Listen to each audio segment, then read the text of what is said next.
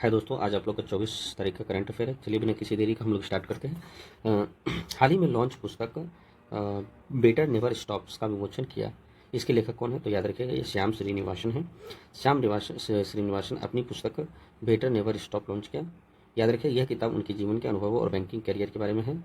और हाल ही में जो पुस्तक लॉन्च किया है, देखते हैं उनका the remarkable life of only Muslim women. तो मुस्लिम वुमेन है, तो मुस्लिम वुमेन का बेगम कुदसिया।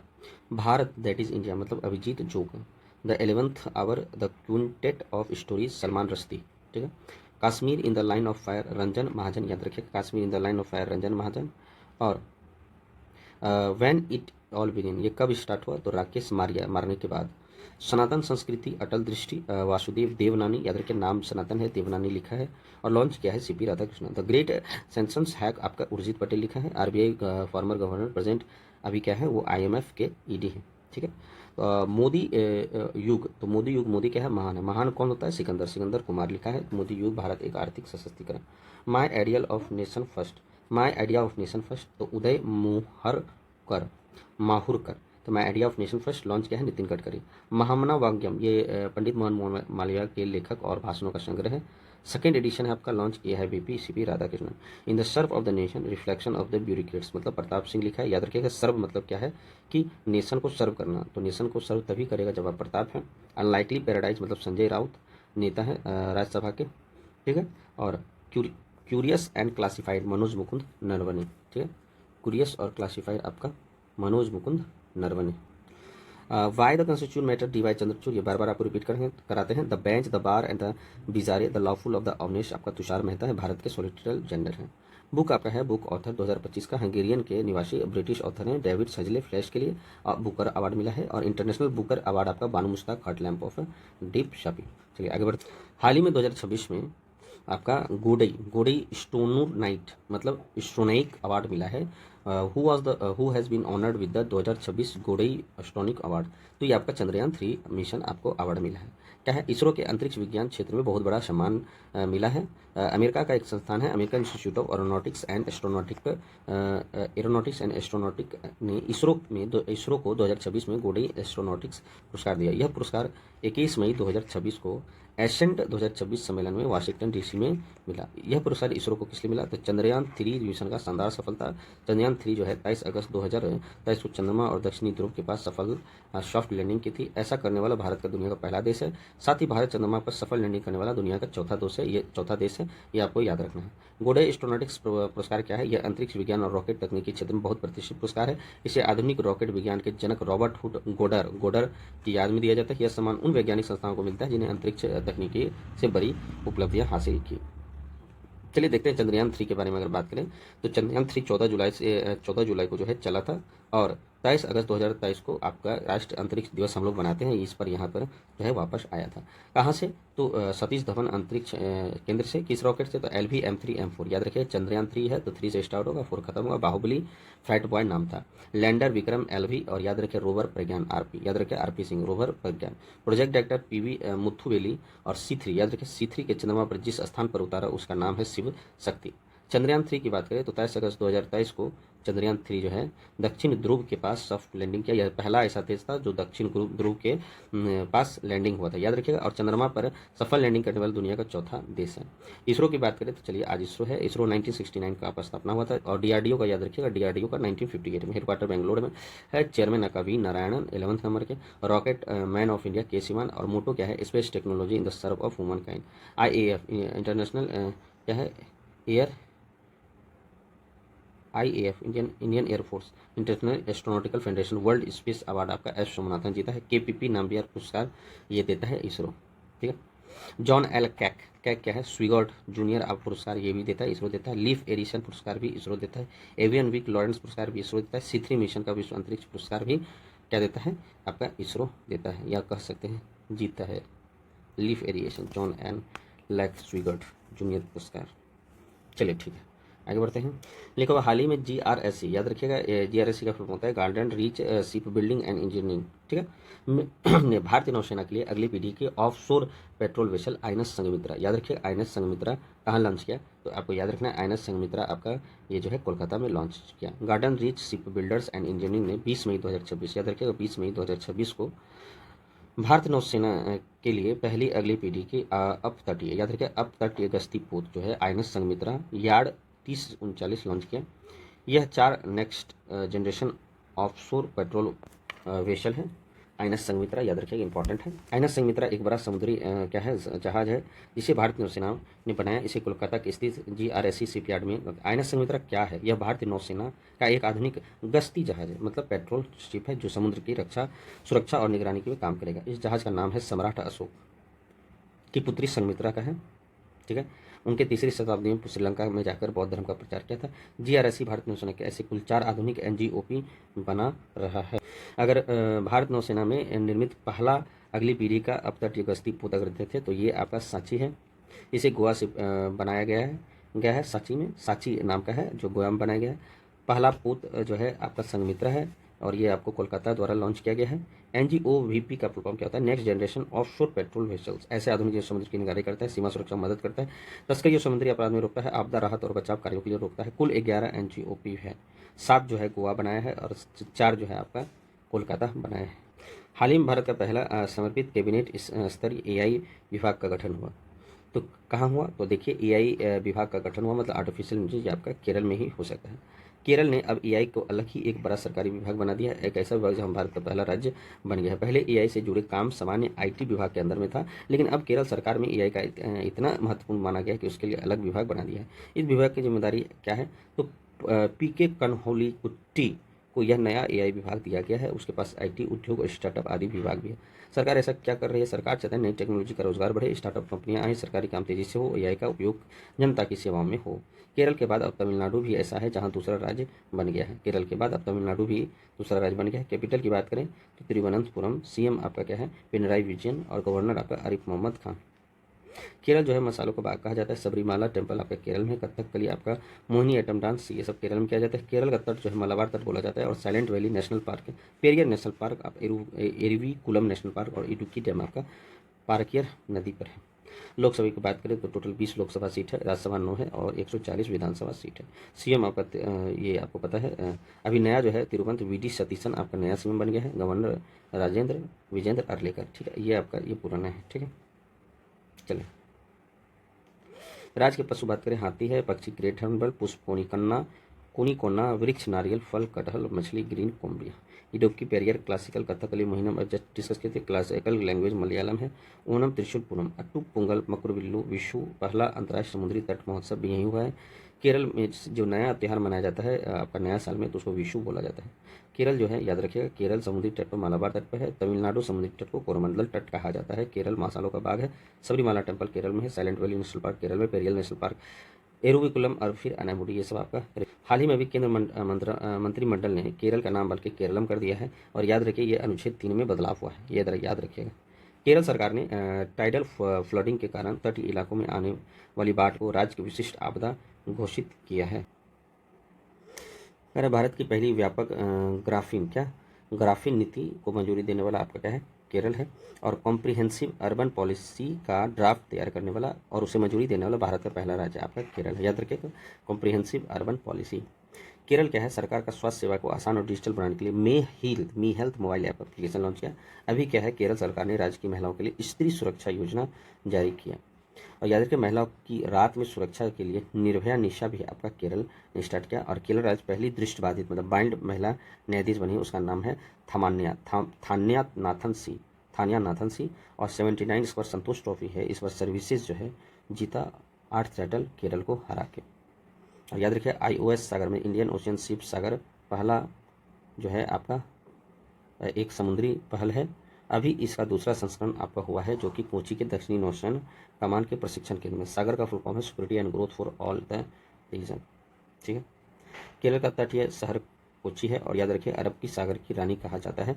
विधायकों, याद रखिए ये ज़्यादा इंपॉर्टेंट, विधायकों के हस्तक्षेप को ट्रैक करने के लिए milatrack.com वेबसाइट केरल ने लॉन्च किया। और कोची स्थित भवसागर जो है क्या है, केंद्र भारत का पहला गहरे समुद्री जीवों का राष्ट्रमंडल नामित किया गया है। मतलब अब यह केंद्र एक ही तरह के समुद्री जीवों का बैंक और संग्रहालय है। केरल का शहर वर्काला यूएन द्वारा चलाई गई अंतर्राष्ट्रीय पहल 20 सिटीज टुवर्ड्स जीरो वेस्ट में शामिल हुआ।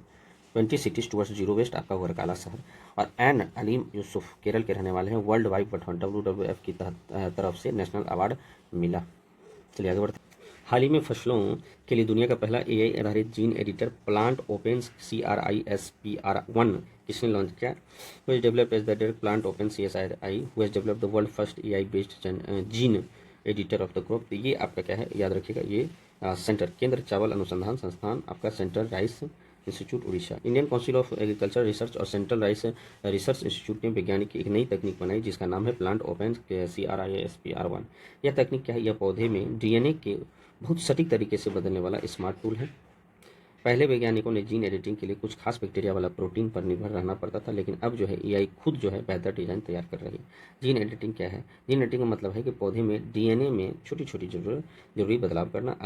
अगर फसल जल्द खराब होता है तो उसे मजबूत बनाना, अगर पानी कम है तो उसे सूखे झेलने वाली बनाना, अगर उत्पाद कम है तो ज़्यादा पैदावार बनाना, यानी पौधे की कमियों को सुधारना। AI इसमें क्या करेगा, वही आपको फायदेमंद देगा, बदलाव ऐसा ज़्यादा सुरक्षित और सटीक करेगा। AI में स्मार्ट सहायक की तरह काम करेगा। किसानों को क्या फ़ायदा? ज़्यादा उत्पादन होगा, कम पानी की खेती होगा, मौसम सुरक्षा होगा, बीमारी और कीटों को बचाव करेगा। सबसे बड़ी खास बात क्या है कि इस तकनीक में पौधे के अंदर कोई बाहरी जीन अस्थायी रूप से डालना जरूरी नहीं है। इसके बदलाव ज़्यादा प्राकृतिक और सुरक्षित बने रहे।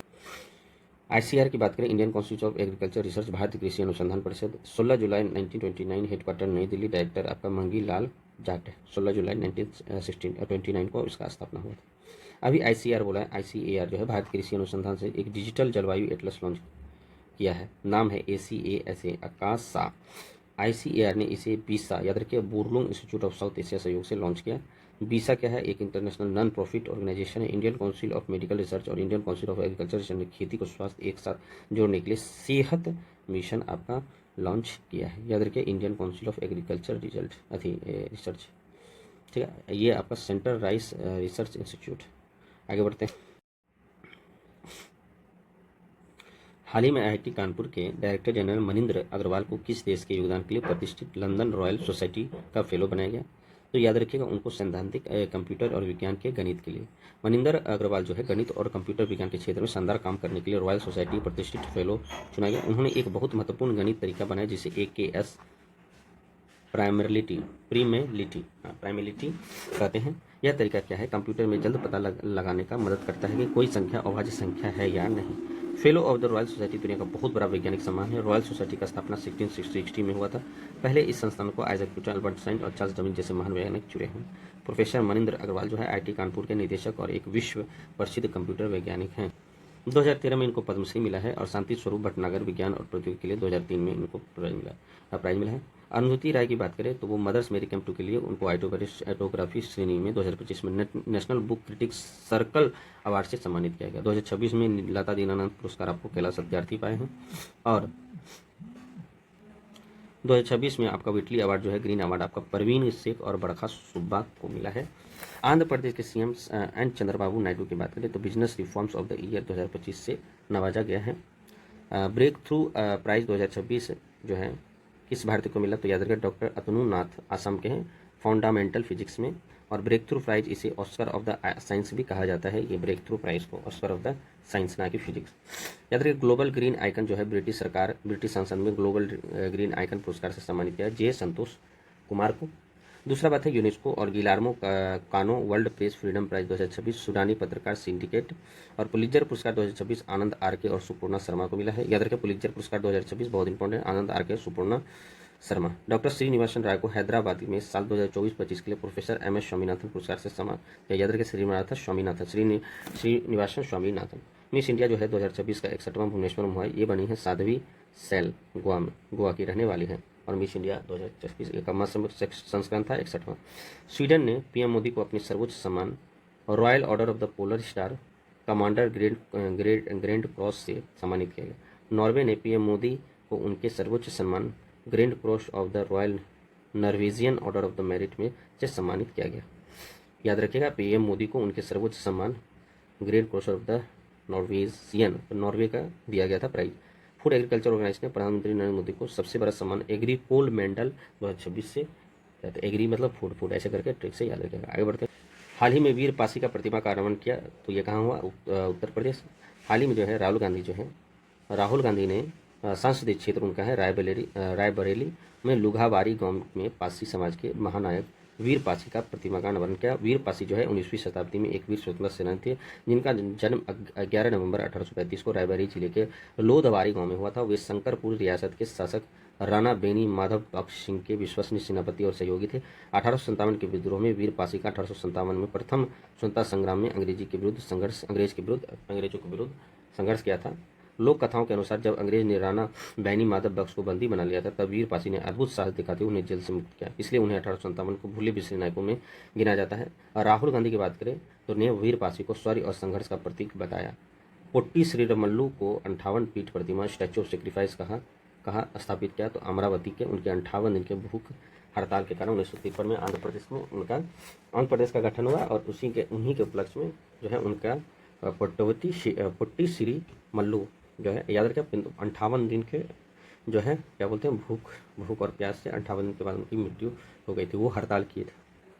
जीवन ऑफ शतायु ऐप याद रखें, जीवन ऐप और Shatayu app geriatric care giver dashboard किसने लॉन्च किया? याद रखिएगा, लॉन्चेज द जीवन का Shatayu app geriatric and care giver dashboard, ये सामाजिक न्याय और अधिकारिता मंत्रालय। तो भारत सरकार ने सामाजिक न्याय और अधिकारिता मंत्रालय ने बुजुर्गों को मदद के लिए 2 नए डिजिटल प्लेटफॉर्म शुरू किए, वो जीवन ऐप और शतायु ऐप डैशबोर्ड। इनका उद्देश्य क्या है? वरिष्ठ नागरिक को सुरक्षा, स्वास्थ्य और आत्मनिर्भर बनाना। जीवन का फुल फॉर्म क्या है? इसे जीवन पहला क्या करेगा? ये बुजुर्ग के लिए एक all in one help app. इससे अनुसार सरकारी योजना, हेल्थ सेवाओं और आपातकालीन सहायता की जानकारी एक ही जगह मिलेगी। शतायु डैशबोर्ड क्या है? यह एक डिजिटल सिस्टम है जो बुजुर्ग को देखभाल रखने वाले प्रशिक्षित केयर गिवर्स देखभालकर्ताओं की जानकारी रखता है। इसके मुख्य काम क्या है? लोग को अपने जिले में उपलब्ध प्रशिक्षित देखभालकर्ताओं की खोज सकते हैं। कौन सा केयर गिवर कितना प्रशिक्षित है, इसकी जानकारी मिलेगा। केयर गिवर्स का पहचान और रिकॉर्ड सत्यापित किए जाते हैं ताकि बुजुर्ग सुरक्षित रहे। सरकार का पता चलेगा कि कहाँ देखभाल करने लोग कम है, ताकि वहाँ ट्रेनिंग दी जा सके। इसका महत्व क्या है? सुरक्षा और स्वास्थ्य सहायता, संगठित और प्रोफेशनल बनेगी। चलिए आगे बढ़ते हैं। हाल ही में मैड्रिड ग्लोबल वाटर समिट 2026 में देश में कौन सा जल आपूर्ति और सीवरेज बोर्ड दुनिया का टॉप 5 बोर्ड में शामिल है? तो याद रखिएगा, ये आपका बेंगलोर है। ठीक है, वाटर सप्लाई और सीवरेज बोर्ड मतलब कि आपका खराब बातों का पानी जो है ये सब अच्छा से व्यवस्थित रूप से, और वाटर सप्लाई व्यवस्थित रूप से कहा तो आपका बेंगलोर में। याद रखिएगा, स्पेन ने ग्लोबल वाटर समिट 2026 में BWSSP की दुनिया का टॉप 5 जल उपयोगिता संस्थाओं के शामिल किया। यह सम्मान पाने वाला भारत का एकमात्र संस्था बनी। ठीक है, क्या नाम है संस्थान का? Bangalore water supply and sewage board. ठीक है, चलिए आगे बढ़ते हैं। हाल ही में दक्षिण कोरिया में किस स्थान पर भारतीय युद्ध स्मारक का उद्घाटन किया? तो दक्षिण कोरिया में आपका इमजीचक पार्क। ठीक है, तो सबसे इंपॉर्टेंट ये है कि इमजीचक आपसे पार्क पूछेगा। 21 मार्च 2026 को आपका SK के मतलब साउथ कोरिया के इमजीगाक पार्क में एक भारतीय युद्ध स्मारक बनाया गया। इसका उद्घाटन राजनाथ सिंह ने किया। यह स्मारक उन भारतीय सेना की याद में बनाया जाता है जो कोरियाई युद्ध मतलब 1950 से 1953 के दोनों दौरान मानवता की सेवाएं की थी। भारत सेना के 60 पैरा फील्ड एम्बुलेंस यूनिट का घायल सैनिक और आम लोगों को इलाज के लिए किया गया था। यह यूनिट जो है 627 सैनिक थे। इन्होंने लगभग 2.2 लाख मरीजों का इलाज किया था। उनकी बहादुरी और सेवा के कारण उन्हें मारून एंजल्स कहा जाता है। ठीक है, कोरियन युद्ध में भारतीय सेना गए थे और वो कम से कम 627 सैनिक ही थे, लेकिन 2.2 लाख लोग के मरीज का इलाज किए थे। इमजीगांग पार्क क्यों महत्व है? कोरियन युद्ध के बाद यह युद्धबंदियों को रखा गया था। 1954 में यहाँ हिंद नगर नाम का एक शिविर बनाया गया। यह करीब 22,000 युद्धपोतियों को उनके देशों को वापस भेजने के पहले रखा गया था। इसलिए यह जगह भारत और दक्षिण कोरिया दोनों के लिए ऐतिहासिक महत्व है। आगे बढ़ते हैं। अगर महत्वपूर्ण व्यक्ति की बात करें तो एक कर्नल NG रंगराज जो है इस भारत के मेडिकल यूनिट के नेतृत्व लेफ्टिनेंट कर्नल NG रंगराज हैं। उनकी बहादुरी के लिए उन्हें महावीर चक्र भी सम्मानित किया। इस स्मारक का महत्व क्या है? यह स्मारक भारतीय सैनिकों की सेवा और बलिदान का सम्मान है। इसमें भारत और दक्षिण कोरिया की दोस्ती बताता है और दोनों देशों में युद्ध वीरों को याद और संरक्षण के लिए एक महत्वपूर्ण समझौता है। देखिए, यही आपका क्या है, ये आपका 38 डिग्री चैनल है। ये नॉर्थ कोरिया और साउथ कोरिया को अलग करता है। कैपिटल सियोल है, करेंसी साउथ कोरिया वॉन है, प्रेसिडेंट ली जेंग। साउथ कोरिया और नॉर्थ कोरिया को अलग करने वाला 38 डिग्री है। स्पेस एजेंसी कासा है और 100 K9 अवयव तोपों साउथ कोरिया से ले रहे हैं कौन हम लोग, इसके हनवाई एयरपोर्ट कंपनी। चलिए आगे बढ़ते हैं। साउथ कोरिया के स्पेस एजेंसी का बात करें तो उसका नाम है कासा। स्कूल कक्षा में मोबाइल के प्रतिदिन लगाने वाला विधेयक साउथ कोरिया ने पारित किया। इन रोकन अभ्यास साउथ अफ्रीका के साथ करते हैं हम लोग। नवल एक्सरसाइज भी south Africa, India plus south Africa का पहला जो है फर्स्ट एक्सरसाइज इन रोकन है। ये नवल एक्सरसाइज है, मतलब नौसेना करता है, इंडिया और साउथ अफ्रीका साउथ कोरिया करता है। कहाँ? साउथ कोरिया के बुसान नौसेना बंदरगाह में किया है। याद रखिएगा फर्स्ट था इसलिए याद रहेगा इन रोकन। भारत से कौन समुद्री जहाज शामिल हुआ? आईएनएस सियादरी। साउथ कोरिया ने अमेरिकी राष्ट्रपति डोनाल्ड ट्रंप को अपने सर्वोच्च राष्ट्रपति सम्मान ग्रैंड ऑर्डर ऑफ मुगुगवा से सम्मानित किया। पूर्व राष्ट्रपति यून सुक योवल की उम्र कैद की सजा सुनाई गई। संयुक्त राष्ट्र के म्यांमार में एक क्लीन कुकिंग प्रोजेक्ट, मतलब साफ सुथरे चूल्हे बांटना की मंजूरी दे दी, जो पेरिस समझौते के तहत कार्बन क्रेडिट पाने वाले दुनिया की पहली परियोजना बन गई है। यह कार्बन क्रेडिट दक्षिण कोरिया कंपनियों और उससे उत्सर्जन को कम करने के लिए उपयोग है। दक्षिण कोरिया पहली बार जो है एक रोबोट बौद्ध भिक्षुक मोंग के तहत शिक्षा दी गई। इस रोबोट का नाम गावी था, हम आपको बताए थे पहले। चलिए वर्ल्ड आर्चरी डे। चलिए ये क्या है कि वर्ल्ड आर्चरी चैंपियनशिप 2025 है। कब से कब? 5 से 12 सितंबर तक जो है आपका चला। ग्वांजुंग साउथ कोरिया में इंडिया 2 मेडल जीता। फर्स्ट गोल्ड मेडल जो है मैन कंपाउंड टीम में ऋषभ यादव, अमन साइना और प्रतीशा मेसली। ठीक है। वर्ल्ड आर्चरी फेडरेशन की बात करें 4 सितंबर 1931 में इसका स्थापना हुआ था। हेडक्वार्टर का लुसाने स्विट्जरलैंड है। प्रेसिडेंट आपका उर्गा इद्रीनर है, उगुर इद्रीनर टर्की के। थॉमस कप उबेर कप, अगर थॉमस कप की बात करें चाइना जीता फ्रांस को हरा के। उबेर कप का साउथ कोरिया जीता चाइना को हरा के। और थॉमस कप उबेर कप का होस्ट जो है याद रखिए डेनमार्क कर रहा है, मतलब डेनमार्क में हुआ है ये चीज़। ठीक है। और जीता कौन है? Thomas, China, Uber south Korea. Bharat का पहला मेगा ग्रीनफील्ड शिपयार्ड बनेगा कहाँ? तमिलनाडु के थुथुकुंडी में। भारत और दक्षिण कोरिया मिलकर मेगा ग्रीन शिपयार्ड, ये बहुत इंपॉर्टेंट है। चलिए आपका सेशन खत्म होता है, मिलते हैं अगले सेशन में।